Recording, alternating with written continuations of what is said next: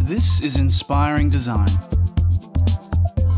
where unique innovators come together to share their knowledge, share their insight, and keep us up to date with the latest industry trends.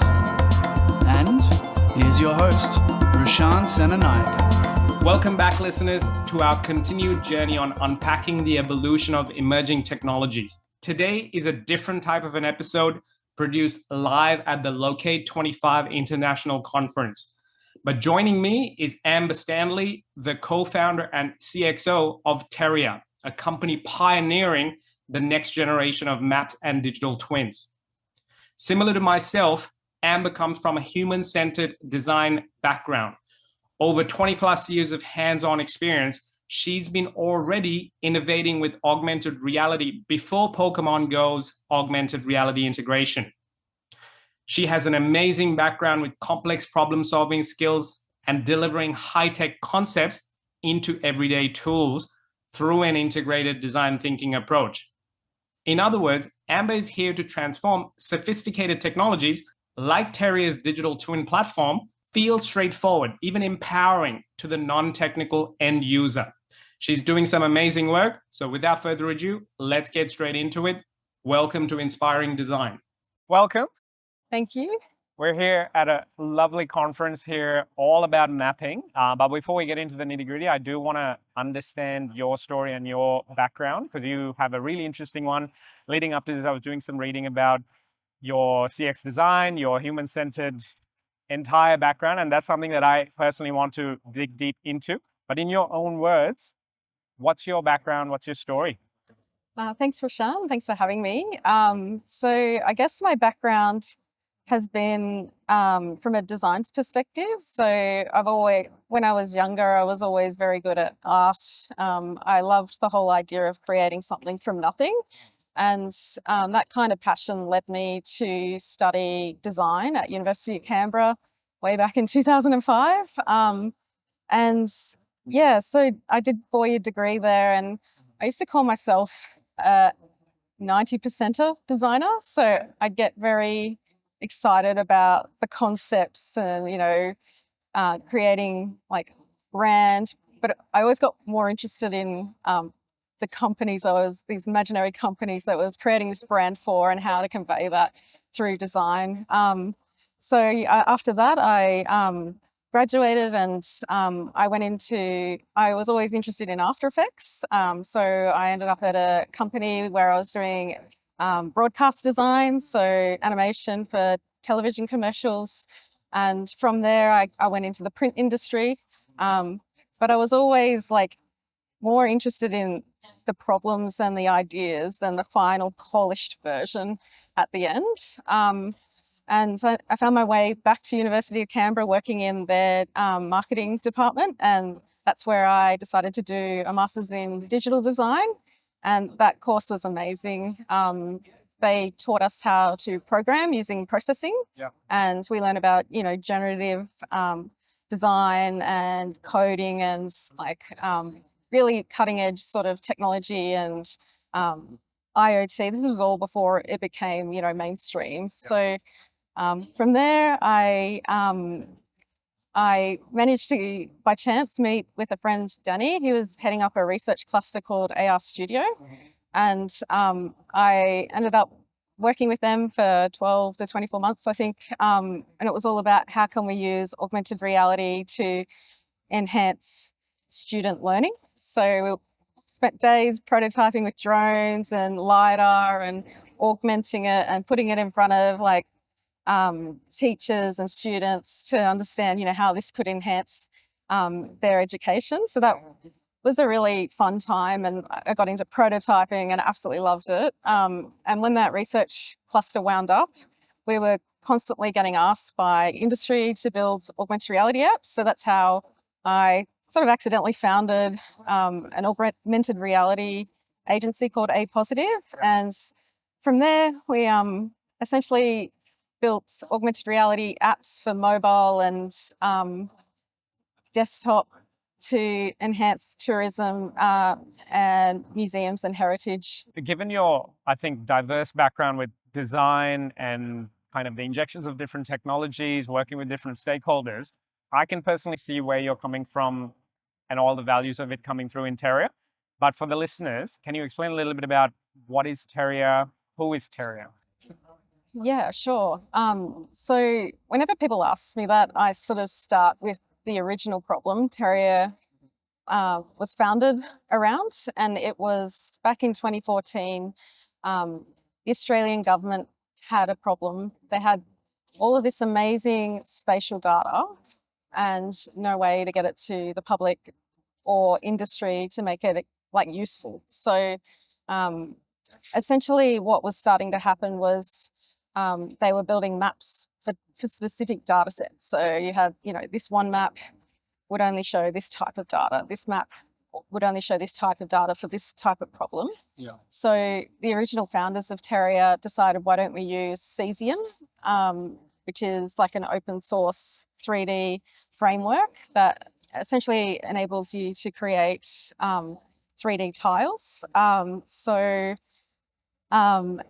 What they did was they were given 3 months to build a prototype, and essentially what they built was Terrier.js. It's an open source framework for geospatial explorers. So essentially what it's really good at doing is bringing a wealth of diverse data sets into the one view. So you can see LiDAR, BIM models, terrain, maps, Google Reality Mesh, Cadastre, any kind of spatial data can be visualized all in the one map. And essentially that's what Terrier started off with. And over the years, we've stuck true to that vision. And we've kind of summarized it now as Terrier's main mission is to make geospatial data accessible and useful for all. Yeah. And by all, we mean everyone, like communities, schools, government, industry. And these days, it's two things. It's an open source library, so anyone who's a developer can use Terrier to build maps and make their data accessible to their audience. And on top of that, we have the Terrier Digital Twins platform. Yeah. And our big goal for that is making it easy for anyone to build their own digital twins. So that's a code-free option. And what we've done is we have our Terrier data catalog, and that connects to all of the open source data in Australian government and beyond. And essentially it's like a pick and choose. You sign into Terrier, you have a catalog, you can add all your foundational layers like reality meshes, base maps, and then, census data in a specific location. So, and then on top of that, you can bring your own data. So if you've got BIM models or LiDAR, or we've also got satellite imagery, and then there's a bunch of tools to help you like explore and tell your story. Yeah. Look, I think you guys have done an incredible job bringing together, I think, these complex things. There was a bunch of, I think, technical words that we got to unpack a little bit. So for the listeners that have never heard these terms before, what is a reality mesh? So Google brought one out recently, I think it was last year. And essentially what they did was they had planes fly all over the world and capture 3D data of the environment. So you've seen like the Google Maps that have the satellite imagery. Now they've got the reality mesh, which is 3D. So what we can do is connect to the reality mesh and make it available in Terrier alongside all of our other data. And what it's really good at is capturing people's imagination. So imagine you have literally a 3D model of your town. You can walk down the street like through this view and see everything in 3D now.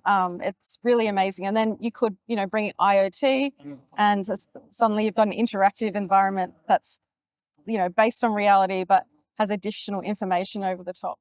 Yeah. I can almost imagine a future city in like 10 years time there'll be a digital version of it, and we might be able to play SimCity in real life. But one of the things I do want to understand is how you, as you call yourselves the next generation of mapping, right? And this word digital twins. So before we get to the mapping component, what's your definition of a digital twin? So our definition of digital twin is based on Australian New Zealand Information Council's ANZLIC's definition. And rather than, rattling off ingredients that make up a digital twin, they have a scale. So, and it speaks to the utility of a digital twin. So right down the bottom, we have locate and visualize. That's like the very basic sort of categories that make up a digital twin. So, and, that's useful for, organizations that want to visualize, like, say, a project that they're building a BIM model with the terrain alongside a reality mesh to see what it will look like in the future. And then right up the top, we have automation and integration. And that's where, in addition to like those foundational layers, you can plug it into IoT. The digital twin system can feed back to reality as well. So something you change in the twin can change in the real world. And then right at the top, that's where like AR and VR sort of get integrated into the digital twin. And the kind of North Star of that is being able to simulate thousands of scenarios for a project, say, and, break it in virtual space without impacting reality. So the idea is the only cost of making all of these mistakes is the compute time. But what you get out of that is all of the learnings, and, you can avoid, big problems because you're able to simulate them before they actually happen. And when you mean automation, that's a big word, right? How does it relate to this context? So automation really comes down to the use case.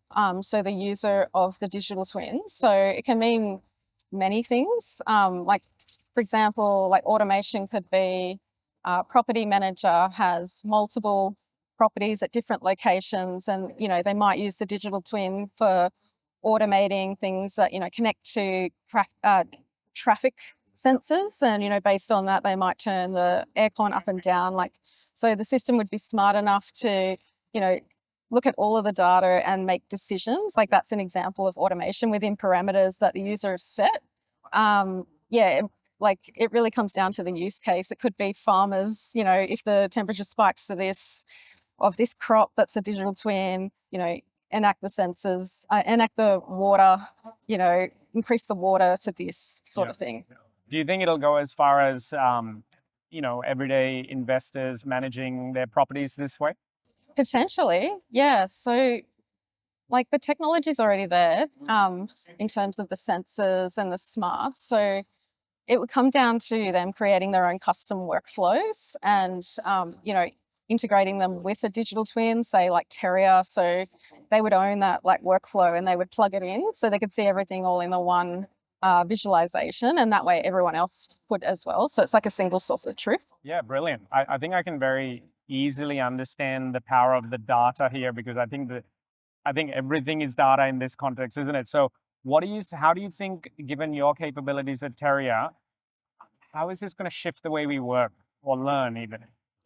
I think it's going to suddenly make data more accessible to the average person. So, for example, talking to councils who are dealing with, the public around, climate change problems like flooding, for example, it's very hard to convey the impact on this piece of land through technical reports and, technical maps.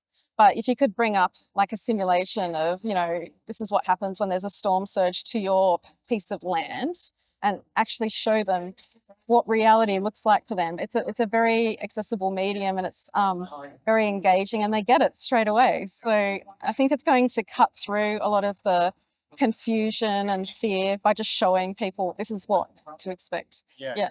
And I think the prevalent thing here that a lot of people are, I think, unsure that these types of tools coming about, there is a level of fear that people have to understand where their data goes and, the levels of privacy. And we're talking about space here, right? So if at the moment it's city scale, it's the streets, it's the farms, do you think it'll ever go down to the view of an everyday home? And if that happens, if it is a possibility, then how does that kind of play a role with privacy? So, bit of a tough question. Yeah, it's a good question. So Terrier's always worked with government in the past, and so they've always worked within their framework around privacy. Like they're very strict on licensing of data sets and also, being very careful with what data they make public and what they don't. So like there's frameworks and licensing sort of things that are already built into Terrier. So in terms of like mapping your own property, I guess if it's open source and people are doing it themselves, there is a level of accountability that shows.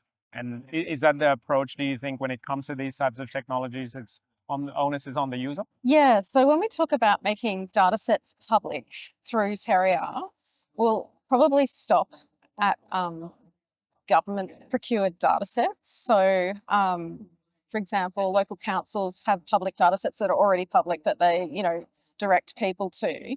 They could, put it into the Terrier catalog and make it public through there. And, like the onus is on them to ensure like that the license is correct but they're government, so they are quite good with that anyway. In terms of like making other types of data sets available through Terrier, it's up to the data custodian what they want to make public and what they don't, as long as they've got a license for the data that they have. So yeah, I don't think that answers the question. No, look, for me, I think whenever it comes to every one of these emerging technologies, they're so big. They have their own complexities in itself, right? And what you're achieving through Terrier is absolutely amazing, but there's a lot of key different technologies working hand in hand. So I think that's where this is a good example of one of the leading ways of using different types of mapping, different types of data, different types of technologies like AI coming to play, but it's all converging into this one part. And throwback to one of my previous episodes, the guest spoke about the great convergence coming, right? So all of these technologies working hand in hand. And I feel like you guys are living it and creating amazing value for the end user and doing some really meaningful work. So that's why I'm trying to unpack here the differences of... I think the difference would be the data that we do make available publicly is open data, essentially. Yeah. So it goes by the open data framework and guidelines. Yeah.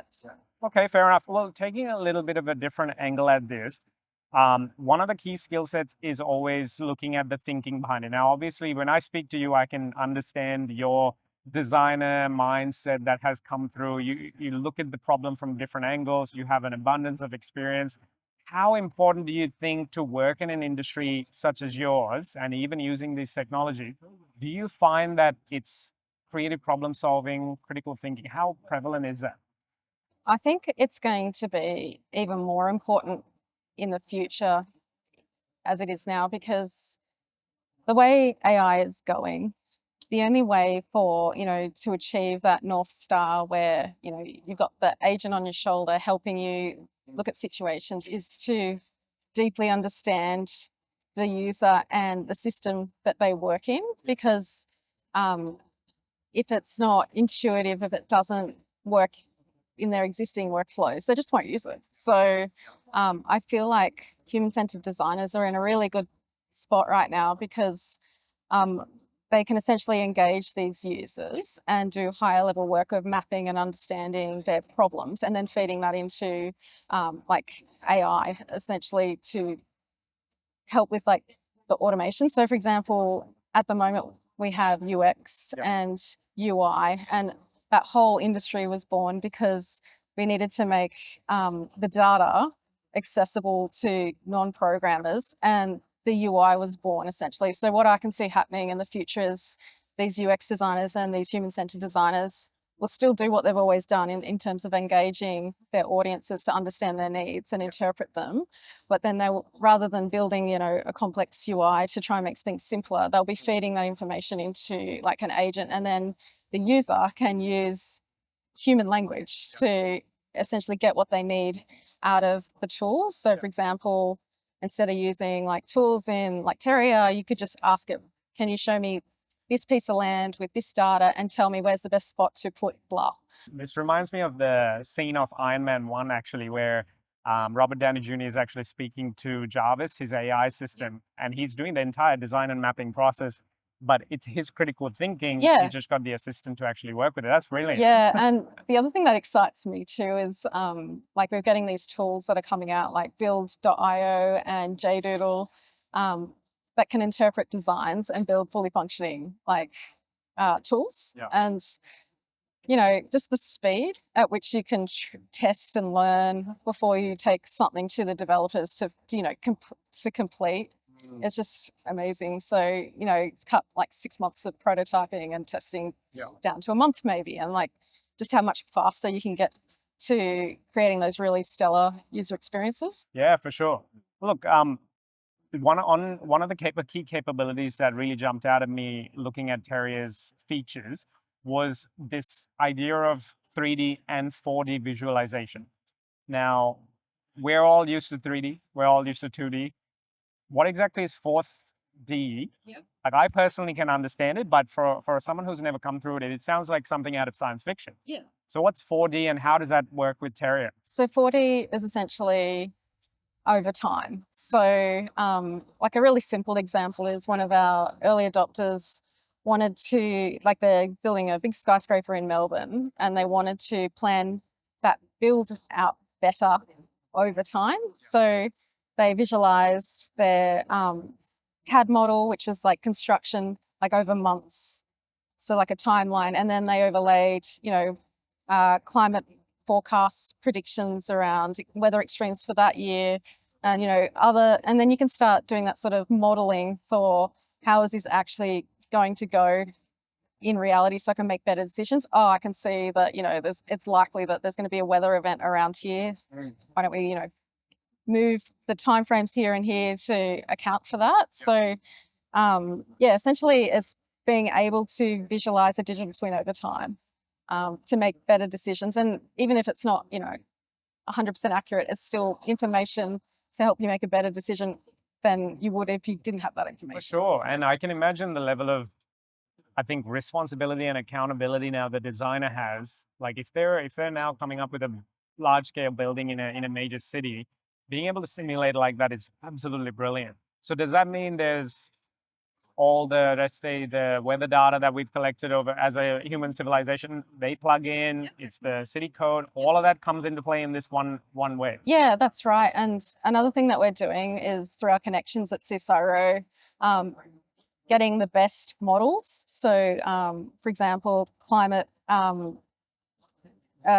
extreme modeling. So they can do like based on previous data on bushfires, they can, you know, simulate and predict like where extremes are over like a period of time, like temperature extremes. So what we want to do is, you know, plug into that and make it available for our users as well. So suddenly, you know, little communities can plan for, you know, worst case scenario if this happens, bushfires, cyclones, floods. Yeah, so in addition to, you know, displaying the data, we are giving people the ability to simulate and predict as well. And rather than us building those models, we're not scientists, we're not experts in that field, we just plug into the best ones that are out there and make it available. Interesting business model, interesting. Like, I love the fact that you're approaching this as an open source environment so that it is accessible to everyday people. Now, when you're thinking about why is this type of mapping important for the future world, in your words, in Terrier's perspective, why do we need it? We need it to build resilient communities. So the best way to engage anyone really around something is to show them.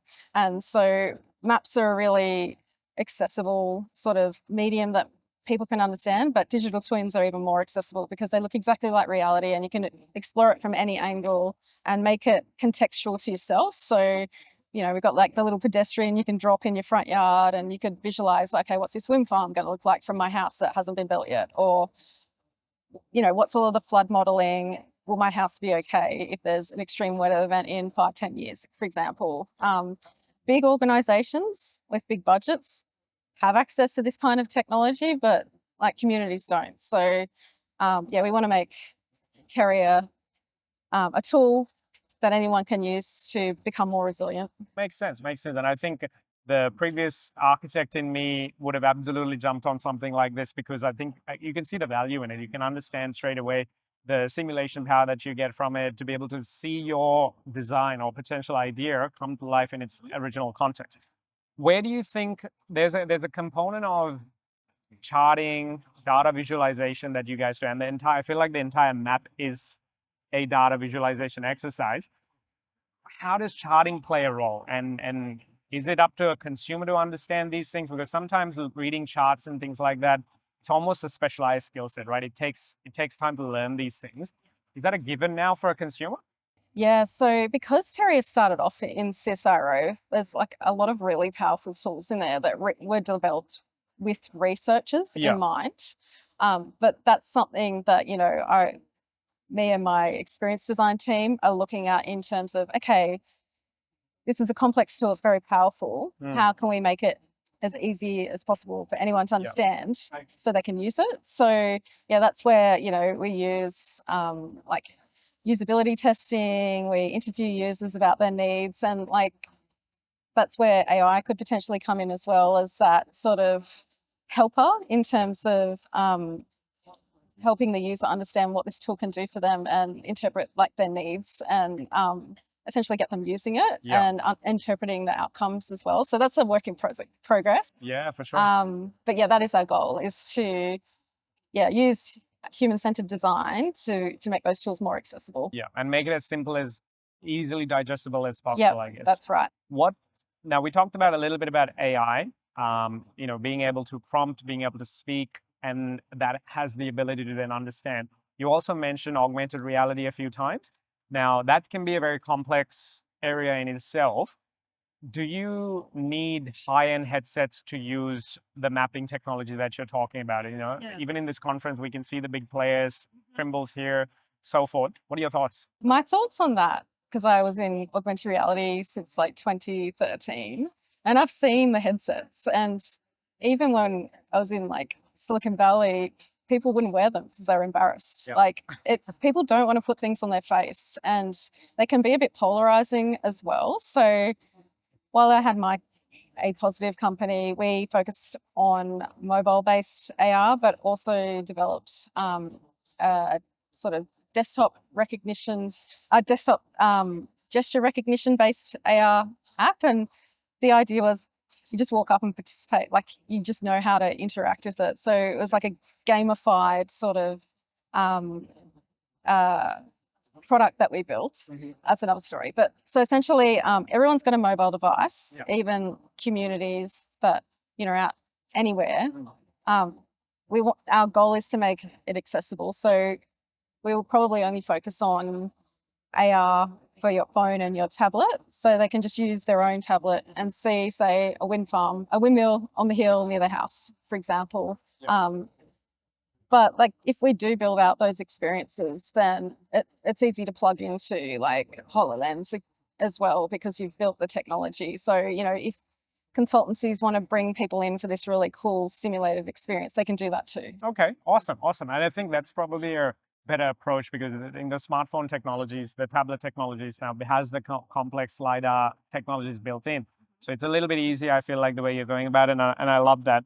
And do you think that being able to go from the CAD environment that we're quite familiar with, that's been around for decades, how does that work? Now, what kind of files does it work? What kind of softwares are they compatible with? Yeah, so it's pretty easy to export like a compatible file from AutoCAD. So like OBJ or FBX, like your standard.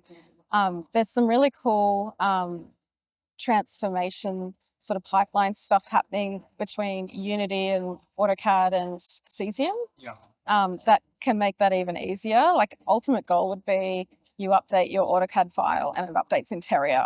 But at the moment you can export it and it will quite easily consume it and turn it into 3D tiles and visualize it inside Terrier. So it's already quite easy, but I like the idea of federated. So that way, we were talking about this earlier, that it's a different mode. So usually the designers that create these AutoCADs, they're very high quality, high detail. And of course, when you want to render that in real time in a web browser, it depreciates a bit. And we, obviously favor rendering time over pixel perfection.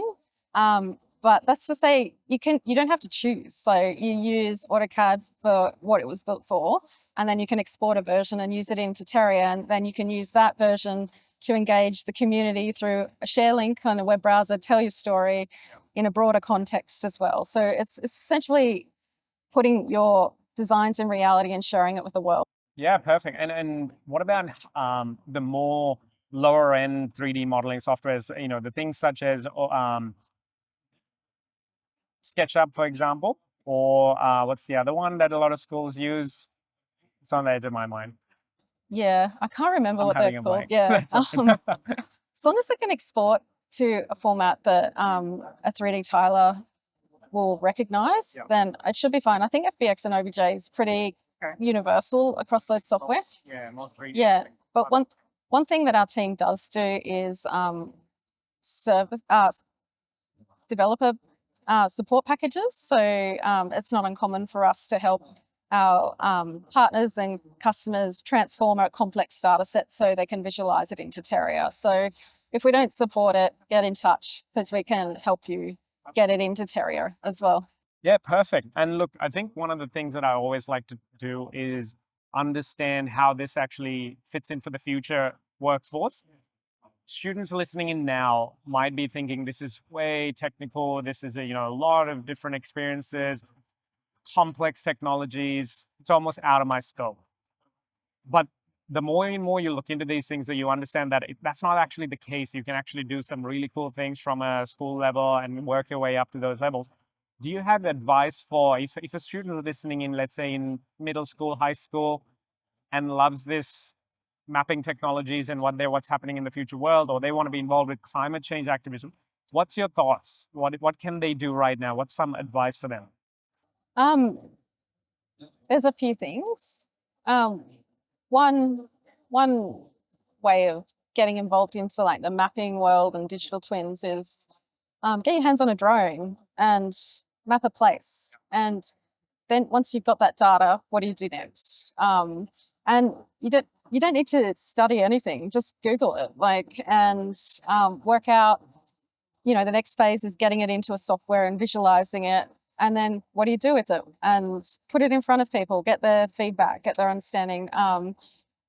So like Terrier's free to use. We've already got, a lot of Australia's open data in our catalogue right now. So just type in Terrier, map.terrier.io and have a play with the data that's there and then have a go at getting some into there.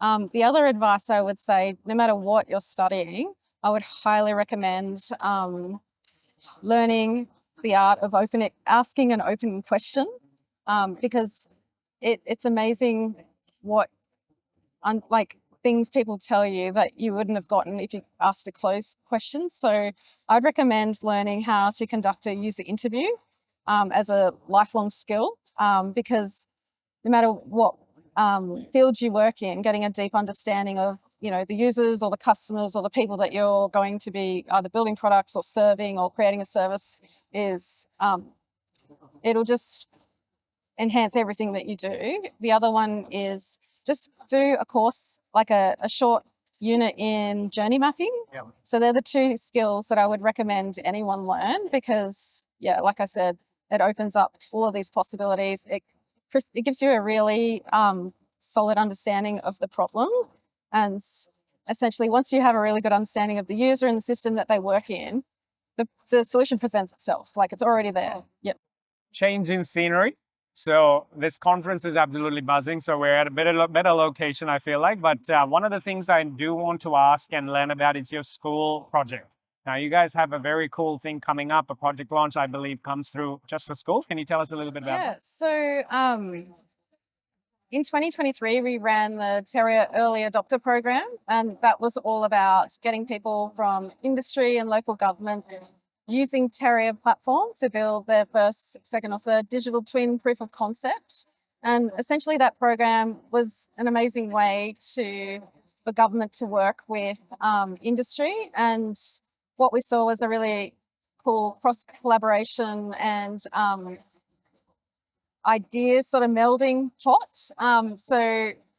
And what we learnt from that program was, all of the user needs and features and functions that needed to be built in order to serve those different organizations. And so off the back of that, we were told that one of the biggest values of that was connecting them with our team, because they rapidly uplift their digital twin experience and knowledge while we learn about their needs. So we're doing it again. This time it's a 3-month program, and it's called the Terrier Digital Twin Partner Program. So expressions of interest are open right now, and educators in Australia and New Zealand from universities, if they're interested in learning more, they can have a look at our program page, which is on terrier.io/partner program. And essentially, you just fill out a form, we get in touch, and we talk about your goals for your digital twin proof of concept and what that process looks like. Perfect. I was going to say we will drop those links in the show notes as well. And if there are any resources, you've already mentioned that as well. Perfect. Yeah, there's one more resource that I pulled together off the back of the last early adopter program, which is a free ebook. It's called Digital Twin 101 Guide. And essentially, I compiled all the questions we were asked during the last program and wrote a really succinct guide, and it also includes a checklist for getting started as well. Awesome. Well, make sure to click on download those details in the show notes page. And one last question, which is a fun mystery question.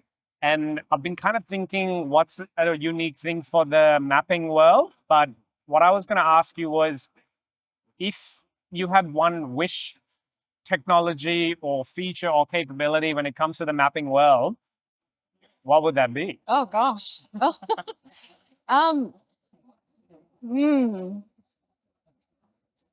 Probably one wish which we're working on right now is enhancing our search functionality. So the way spatial data is structured and very reliant on people's metadata for people to be able to search for it and find it in our data catalog, for example. So I'd wish for a way that could help people improve the searchability of their spatial data before they get it into the Terrier platform, and that way, more people can use it and make use of it. Perfect. Now, look, I think there's plenty of people here, even at this conference, that might hear that wish list and work with it.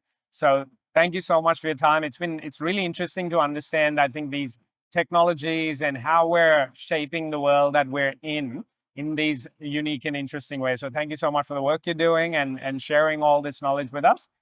Keep doing what you're doing. It's very inspiring. Don't worry, I will. Thank you. Thank you for having me. Pleasure. Thank you so much. That's it for today's episode. Now it's time to take action and build on the learnings to get inspired. First up, jump onto rashansenanayake.com/podcast and check out the show notes, links, and other relevant learning materials from this amazing episode.